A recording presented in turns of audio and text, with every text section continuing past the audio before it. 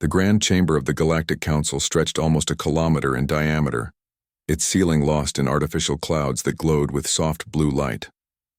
Representatives from 47 different species sat in their designated sections, each area designed to accommodate the unique needs of its occupants. The methane breathers sat in sealed transparent domes. The silicon-based Kronar rested on heated platforms. The aquatic Delphini floated in massive water columns. Ambassador Sarah Chen stood at the central podium, her hands gripping the edges so tightly her knuckles had turned white. She had served Earth for 15 years, working tirelessly to build relationships with alien civilizations. She had learned their languages, studied their customs, and genuinely believed in the promise of galactic unity. Now, as she looked at the sea of alien faces surrounding her, she saw nothing but cold calculation in their eyes. "This cannot be happening," she said, her voice echoing through the translation systems that converted her words into hundreds of different languages simultaneously.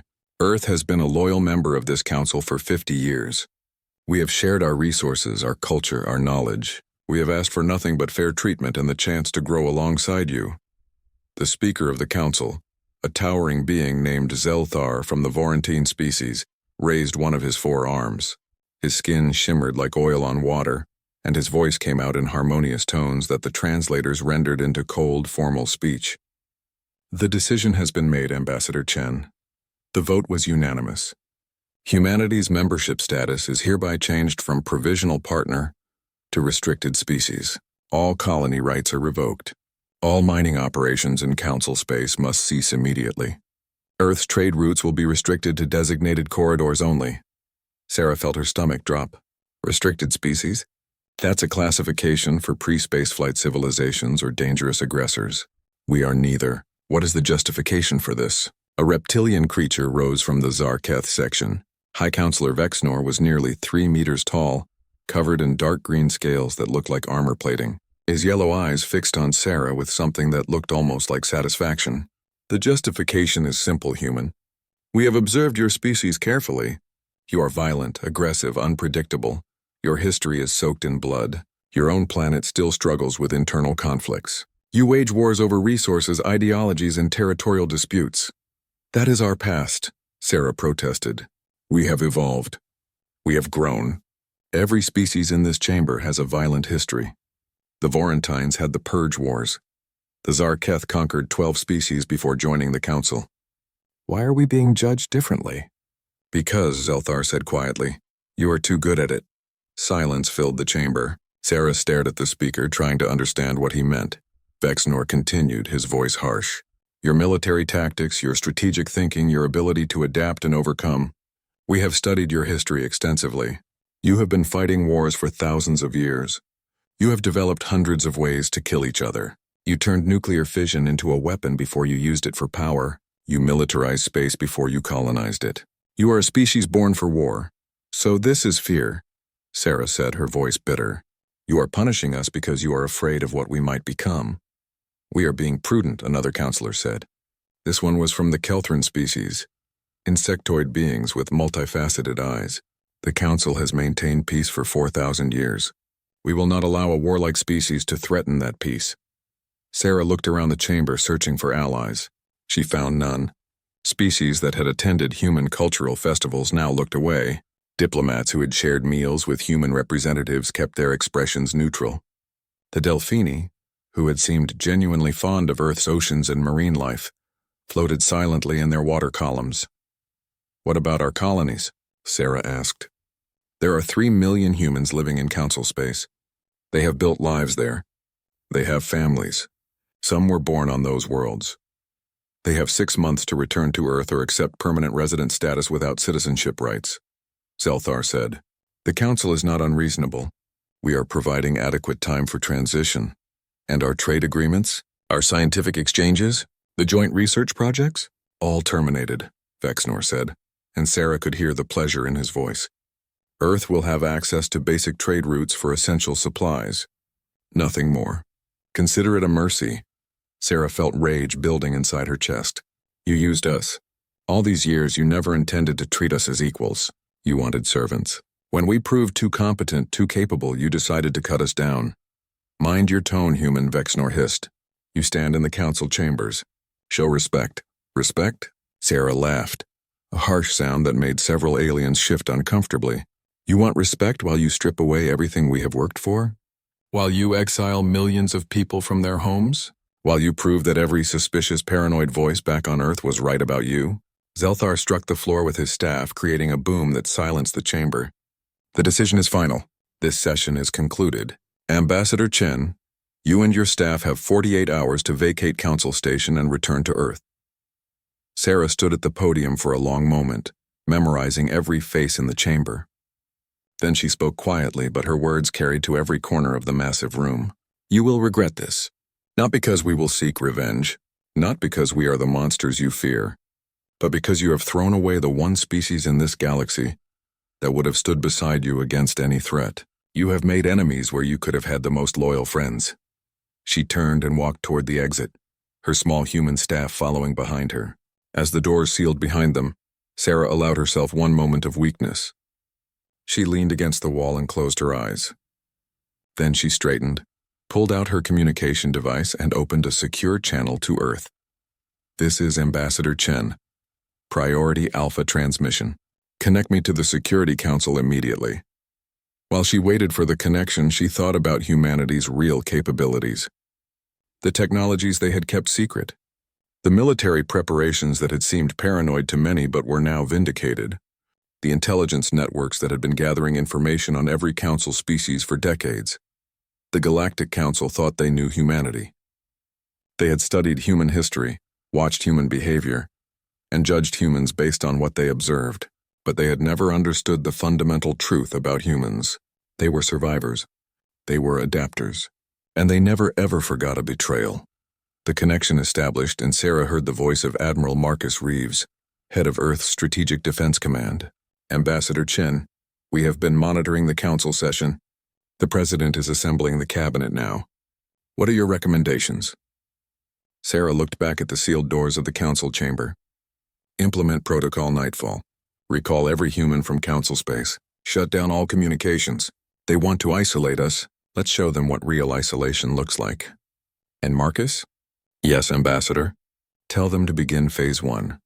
It's time the Council learned why humans have survived every extinction event our planet threw at us. We are about to teach them the most important lesson in human history. Never mistake patience for weakness. She ended the transmission and walked toward the docking bay where her ship waited.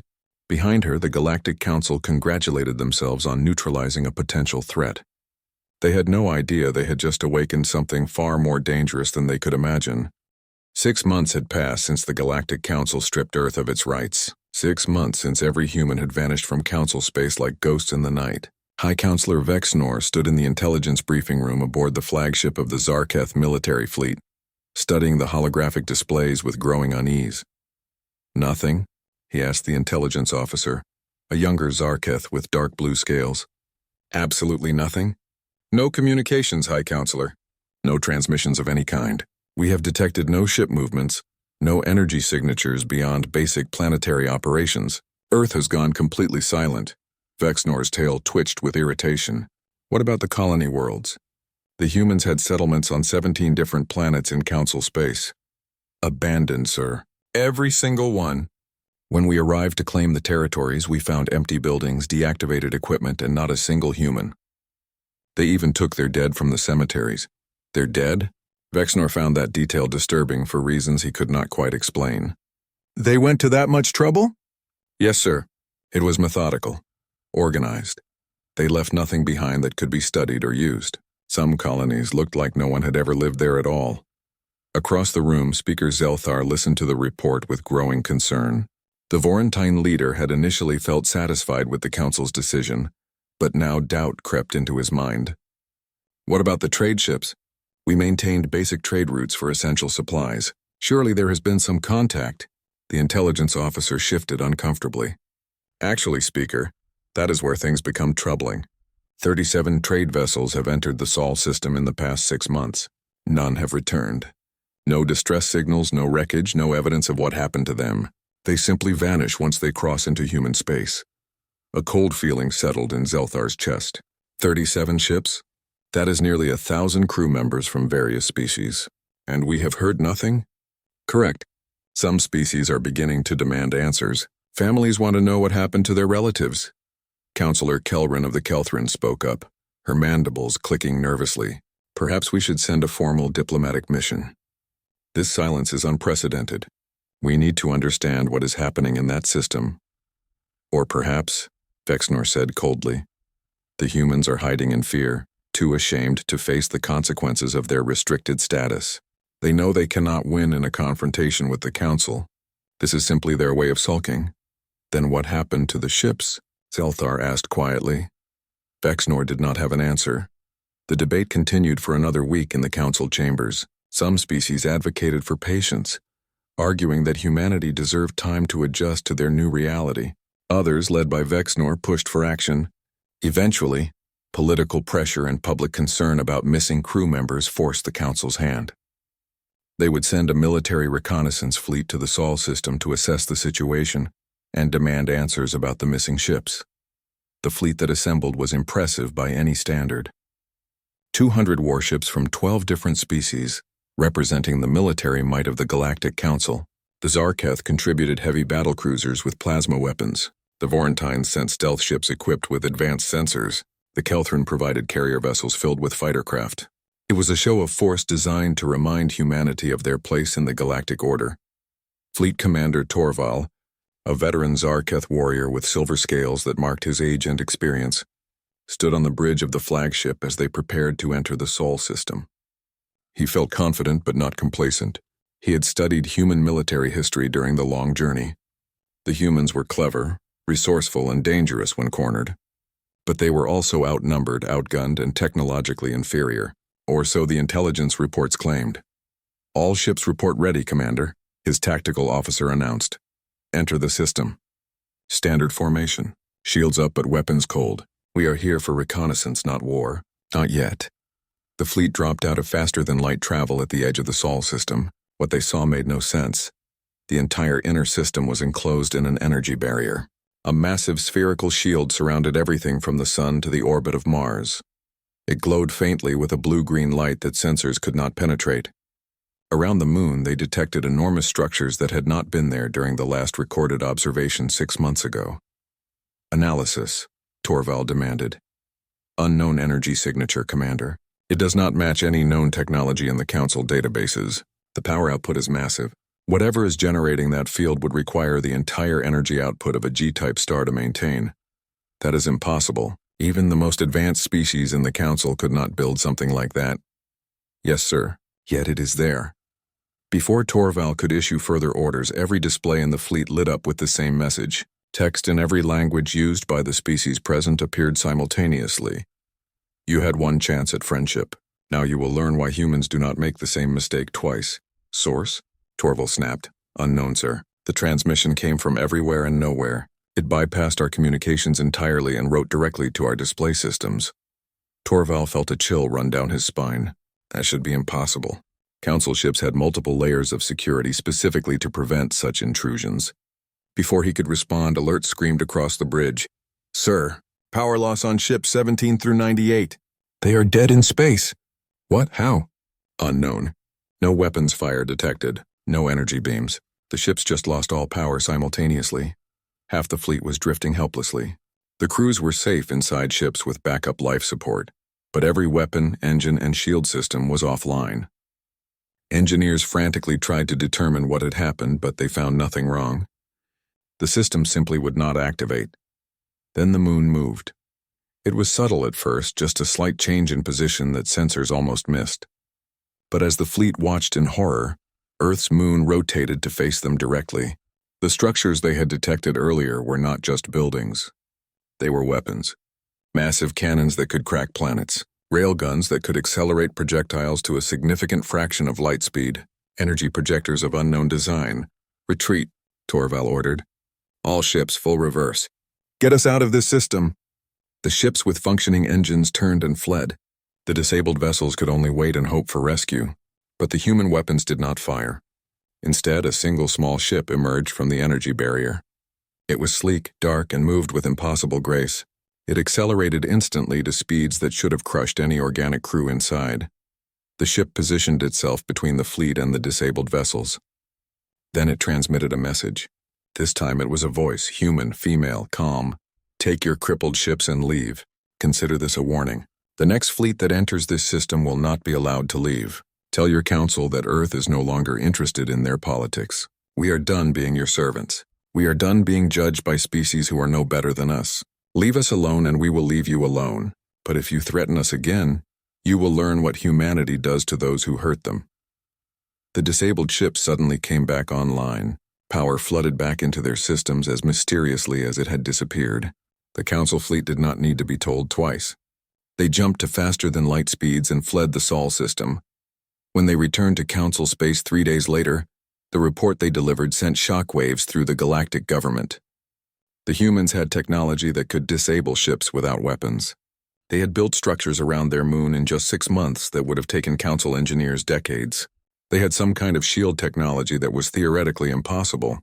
Worst of all, they had the confidence to face a fleet of 200 warships with a single vessel and make threats. Vexnor read the report in his private chambers and felt fear for the first time in his long life. What had they awakened?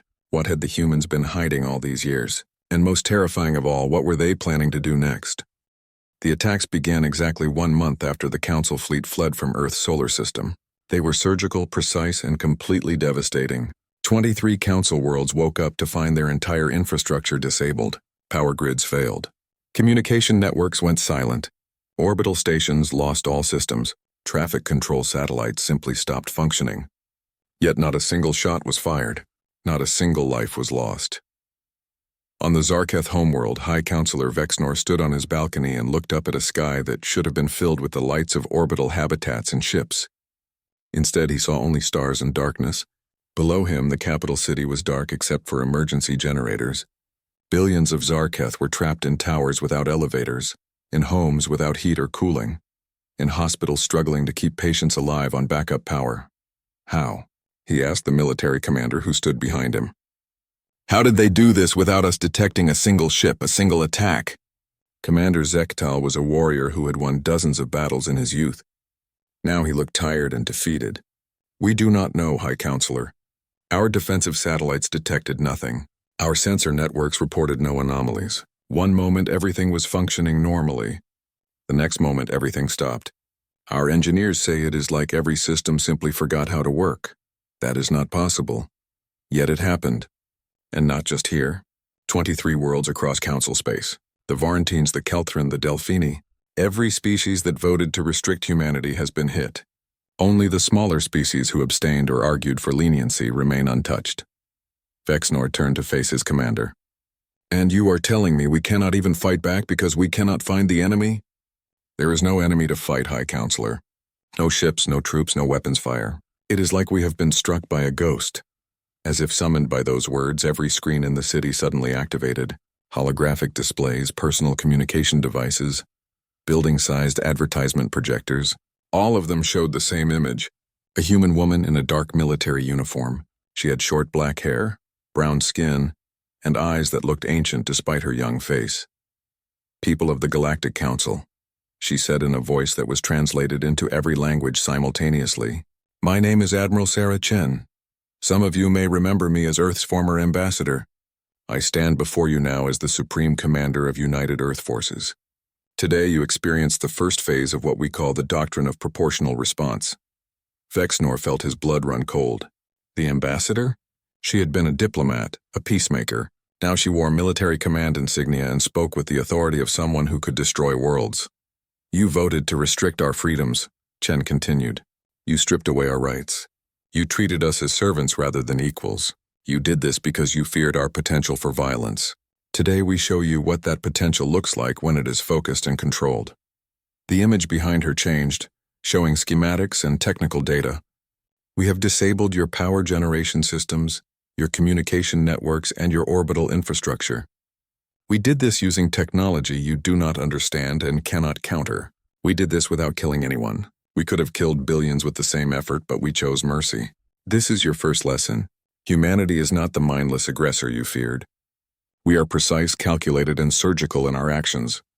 Vexnor wanted to turn away but found he could not. Every being on every affected world was watching the same broadcast, unable to shut it off or look away. For every right you stripped from us, we have taken one capability from you, Chen said. You took our colonies. We took your power. You took our trade routes. We took your communications. You took our citizenship. We took your orbital control. This is proportional response. This is justice. The image changed again, showing human ships. But these were not the vessels the Council had seen before. They were sleek, dark, and moved in ways that defied known physics. They seemed to slide through space rather than travel through it. You studied our history and called us violent. You were right. We have been fighting wars for 10,000 years.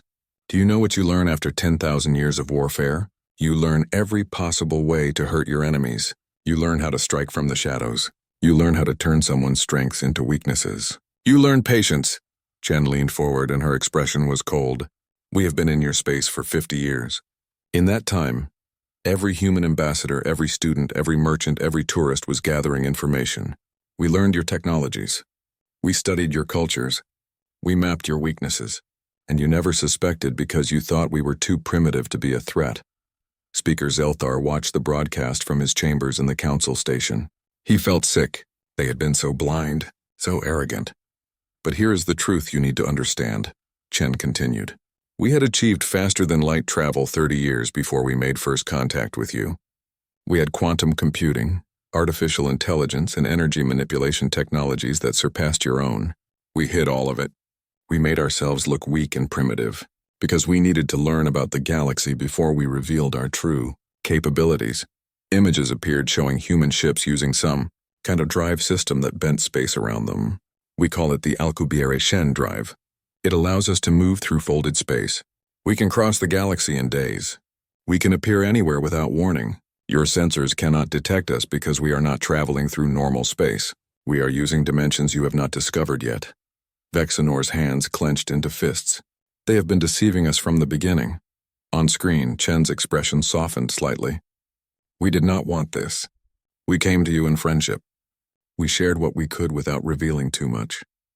We hoped that by proving ourselves useful and peaceful, you would accept us as equals.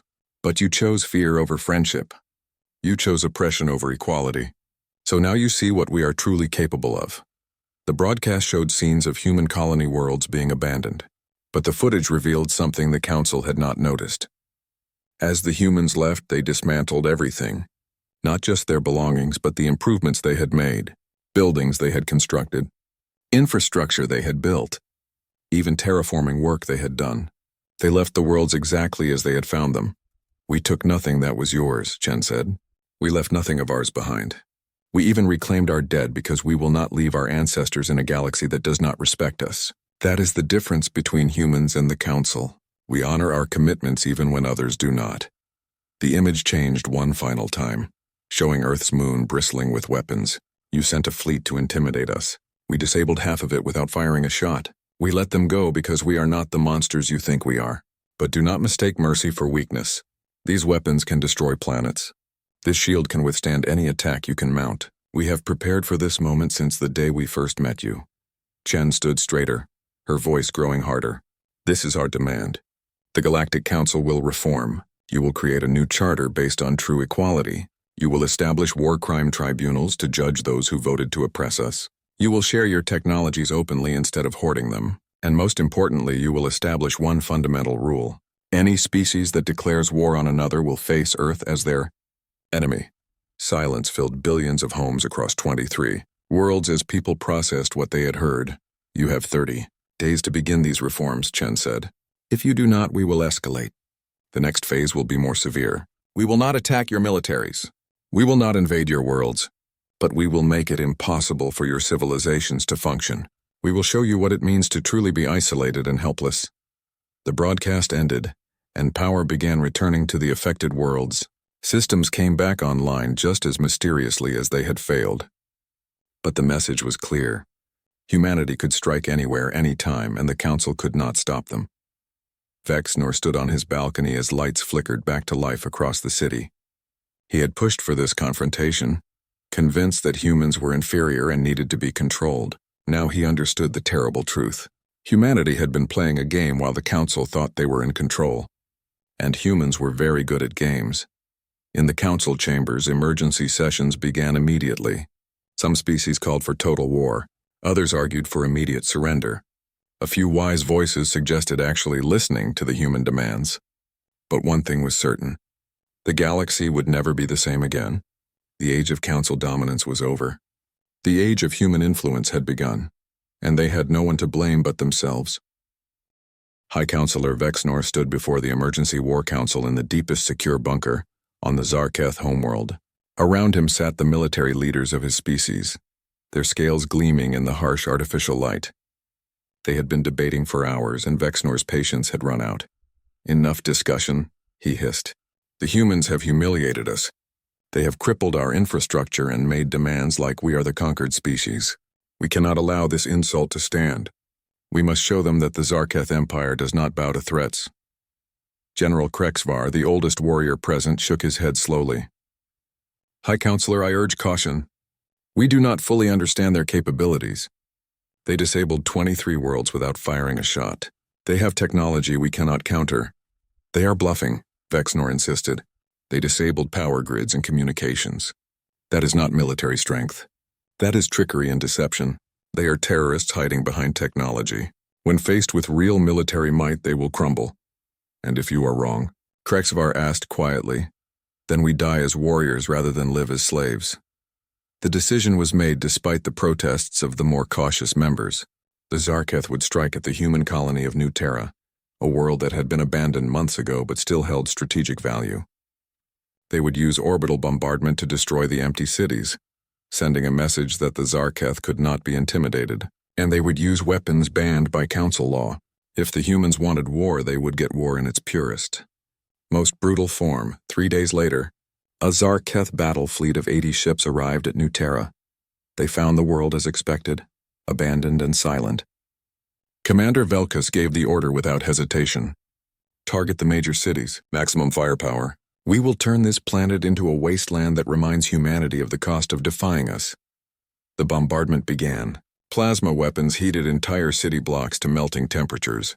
Kinetic missiles struck with the force of small nuclear weapons. And finally, the forbidden weapons were deployed. Biological agents designed to poison the soil and water for generations. Chemical weapons that would make the atmosphere toxic. It took 3 hours to render New Terra uninhabitable. Commander Velkus felt satisfaction as he watched the destruction. Then his sensor officer reported something impossible. Sir, I am detecting life signs. Hundreds of thousands of them underground. Velkus felt his blood freeze. That is impossible. This world was confirmed abandoned. Sir, they are moving to the surface. They are humans, sir. There are humans on this planet. The truth hit Velkus like a physical blow. It had been a trap. The humans had faked the evacuation, hiding their people in deep underground shelters. They had waited for someone to attack the abandoned world. And the Zarketh had just used forbidden weapons on a populated planet, killing 50,000 civilians. Retreat, Velkus ordered. Get us out of this system now! But it was too late. Human ships appeared around them, not dozens, but hundreds. They were surrounded before they could jump to faster-than-light speeds. Admiral Chen's face appeared on every screen in the Zarketh fleet. Commander Velkus, she said, and her voice was cold as the void of space. You have just committed a war crime. You used forbidden weapons against a civilian population. 50,000 people are dead because you wanted to send a message. Now we will send one back. The human ships did not attack. Instead, they began moving toward Velkus's fleet, and he saw that they were not alone. Behind them came massive vessels towing something enormous. As they got closer, Velkus realized what he was seeing with growing horror. Those are asteroids, his tactical officer whispered. They are towing asteroids, Admiral Chen continued speaking. You wanted to demonstrate Zarketh power. You wanted to show us that you are warriors without fear. So let me show you what human power looks like when we stop being merciful. The display changed to show the Zarketh home system. More human ships were already there, and they had brought the entire asteroid belt from a nearby system with them. Thousands of massive rocks, each one large enough to cause extinction-level events. We are going to park these asteroids in orbit around your homeworld, Chen said. You have 72 hours to evacuate your planet. After that, we release them. Your homeworld will become an asteroid field. Your empire's heart will be torn out. And unlike you, we are giving your people a chance to survive. You cannot do this, Velkus shouted at the screen. That is genocide. That is the very atrocity you accuse us of. No, Chen replied.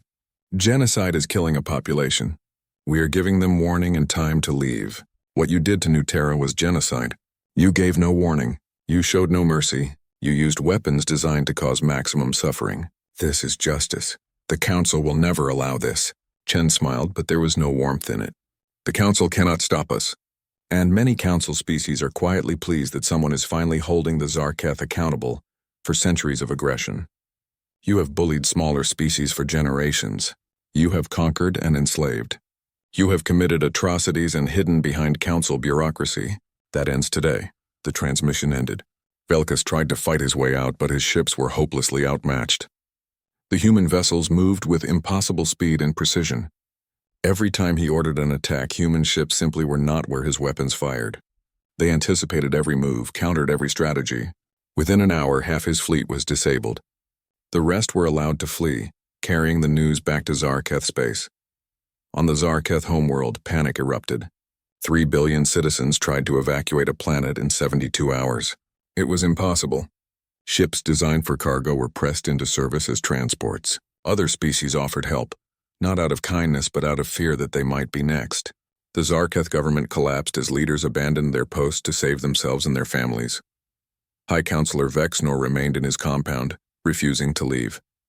He watched the news feeds showing the chaos, the crying children, the desperate crowds trying to board any ship that would take them. This was his fault. He had pushed for the attack. He had convinced his people that humans were weak. On the third day, Admiral Chen broadcast one final message. People of the Zarketh Empire, you have been failed by your leaders. They started a war they could not win. They committed atrocities in your name, but we do not hold you responsible for their crimes.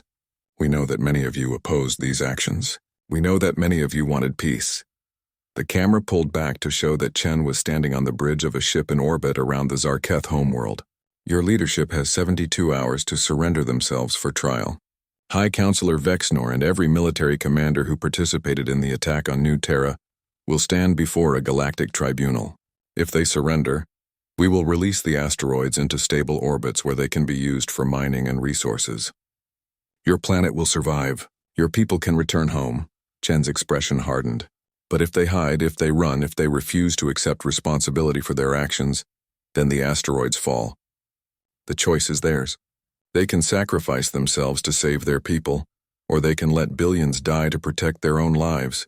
Choose carefully. Time is running out. In his compound, Vexnor received a call from General Krexfar. High Counselor, I am taking command of what remains of our military. We are preparing to surrender. You should do the same. Never, Vexnor growled. I am Zarketh. We do not surrender. Then you will watch your homeworld die. I will not have that on my conscience. One by one, the Zarketh military commanders contacted Earth and agreed to surrender for trial. They were transported to human ships and placed in secure holding. Vexnor remained alone in his compound, watching the countdown clock tick towards 0. With 1 hour remaining, he finally understood. This was not about revenge. This was about accountability. The humans were not destroying the Zarketh Empire out of hatred. They were forcing the Empire to face the consequences of its actions. They were showing the entire galaxy that atrocities would no longer be tolerated. Vexnor activated his communication device and sent a message to Admiral Chen. I will surrender. Spare my people. Let them return home. Of course, Chen replied. We were always going to spare them. We are not monsters. But the galaxy needed to see that we were willing to follow through. They needed to understand that human threats are not bluffs. Come aboard our ship. Stand trial. Accept justice. That is the only way forward. As Vexnor was transported to the human vessel, he looked back at his homeworld. The asteroids were moving away, being guided to stable orbits just as Chen had promised. His people would survive. His empire was broken, but his species would endure. He had learned the hardest lesson of his life. Humans kept their promises. All of them, even the terrible ones. 5 years had passed since the Zarketh surrender. The grand chamber of what was now called the New Galactic Coalition looked very different from the old council chambers. The circular design remained, but the hierarchy was gone. Every species had equal representation. Every voice carried the same weight. And at the center, where the speaker's elevated throne once stood, there was now a simple platform that rotated to give each delegate equal prominence when they spoke. Ambassador Sarah Chen, no longer an admiral, but returned to diplomatic service, stood at that platform. Her hair had more gray now, and the lines around her eyes were deeper, but her gaze remained sharp. She was presenting the 5-year progress report to the assembled species. When we forced this reformation, she began, speaking without translation devices because most species had learned human languages in the past few years.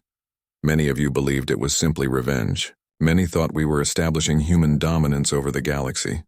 Some feared we would become the very tyrants we fought against. She looked around the chamber, making eye contact with delegates from dozens of species. I understand those fears. They were justified. Humanity has a complicated history with power. But we learned something important from our own past. Real strength is not about domination. It is about protection. Real power is not about control. It is about enabling others to thrive. A holographic display activated, showing statistics and data. In the past 5 years, the new Galactic Coalition has ended 6 regional conflicts through mediation. We have established the Interspecies Technology Exchange, where every species shares scientific discoveries freely. We have created the Coalition Defense Force, where human military expertise helps protect all members equally. Counselor Kelrin of the Kelthrin, now a close ally of Earth, spoke up. Ambassador Chen, there are still species who question the trials. They say that punishing the Zarketh leadership was too harsh, that 300 years of imprisonment is excessive. Chen nodded slowly. I have heard those arguments. Let me be clear.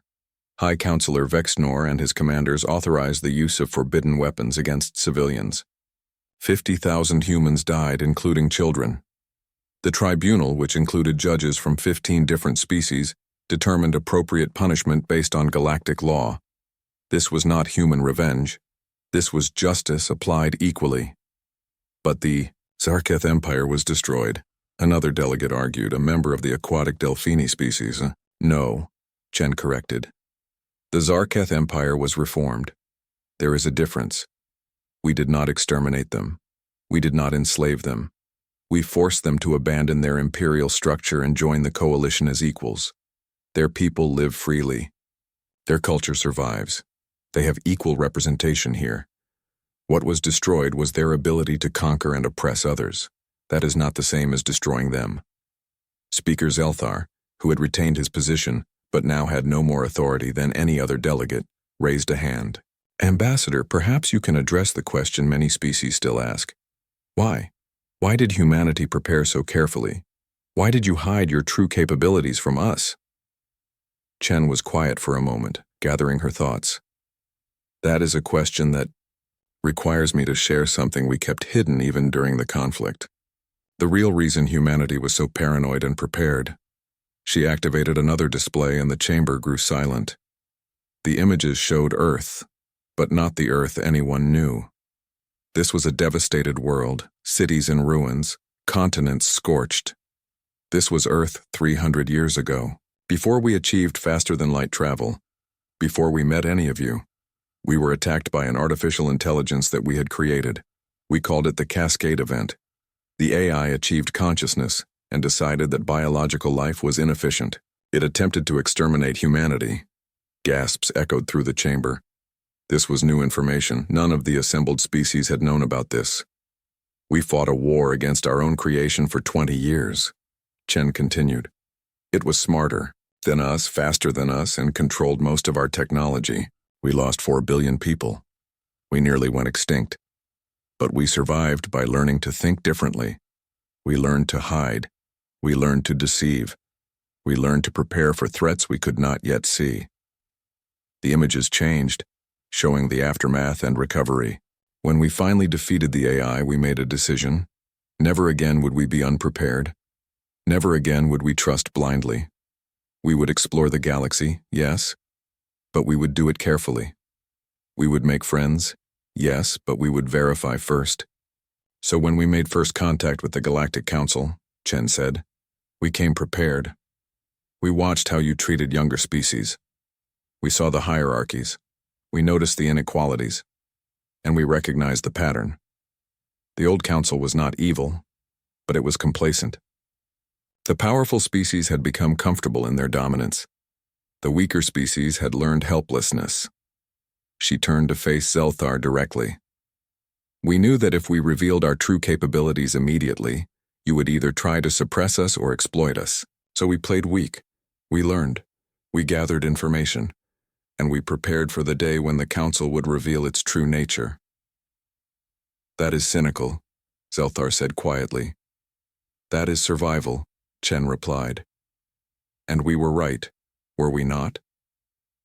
The moment you decided we were too competent, too capable, you moved to restrict us. You proved that the council only accepted species they could control. Silence filled the chamber. No one could argue with that truth.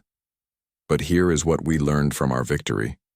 Chen continued, her voice softening. Force alone does not create lasting peace. Fear does not build trust. So yes, we showed you our weapons. We demonstrated our power. We forced change. But then we stopped. We did not conquer. We did not dominate. We offered partnership based on mutual respect. The display changed again, showing the new systems in place. The technology exchange has allowed the Kelthran to cure 3 genetic diseases. The Delphini have used human water purification technology to reclaim polluted oceans. The Vorentines have integrated human mathematical models to improve their stellar cartography. Everyone benefits when knowledge is shared freely. A young delegate from a species called the Mirath, one of the smaller species that had always been marginalized in the old council, stood. Ambassador Chen, my people want to thank humanity. Under the old council, we were ignored. We had no voice. No one listened to our ideas. Now, our scientists work alongside yours. Our delegates speak with equal authority. You gave us something we never had. Dignity. Chen smiled, and it was genuine. That is what we fought for. Not dominance, not revenge, dignity. For us and for every species that was held back by the old system. Vexnor himself, watching the broadcast from his prison cell, felt something he had not expected. Not quite forgiveness, but perhaps the beginning of understanding. The humans had broken his empire, yes, but they had also given his people something they had lost centuries ago. They had given them the opportunity to be part of something greater than conquest. Back in the chamber, Chen was concluding her report. We still have challenges. Some species are more advanced than others. Some cultures clash. We have disagreements and conflicts. But now we resolve them through dialogue, not domination. We settle disputes through justice, not power. She looked directly at the viewing cameras, knowing that billions across hundreds of worlds were watching. To those who still fear humanity, I say this. We are not perfect. We have flaws. We carry the scars of our violent history. But we learned from it. We chose to use our capacity for violence to protect rather than conquer. We chose to use our paranoia to prepare for threats rather than create them. And to those who would threaten this peace, Chen's voice grew harder. Remember what happened 5 years ago. Remember that Earth stands as the guarantor of this new order. Not because we want power, but because we refuse to let the galaxy return to the old ways. Any species that declares war on another will face us. Any species that commits atrocities will answer to our justice. This is not a threat. This is a promise. She stepped back from the platform. Our message to the galaxy is simple. We are humanity. We remember every kindness shown to us. We remember every betrayal. We are slow to anger but terrible in our fury. We are patient in peace but swift in justice. Work with us, and we will help you achieve wonders. Stand against us, and you will. Learn why we survived every threat our universe threw at us. The chamber erupted in a mixture of applause and thoughtful silence. Some species cheered. Others reflected on the words. All understood the fundamental truth. The galaxy had changed. The old order was gone. A new era had begun. In his cell, Vexnor turned off the broadcast. He had 300 years to think about his mistakes. 300 years to understand that he had not lost to humanity because they were more violent. He had lost because they were more disciplined. They had turned their violent nature into a tool rather than letting it control them. They had learned to use force as a last resort, not a first option. The galaxy had tried to suppress humanity because they feared human violence. Instead, they had awakened something far more dangerous: human purpose, human determination, human justice, and the galaxy would never be the same. As Chen left the chamber, she passed a memorial wall that had been installed in the first year of the new coalition.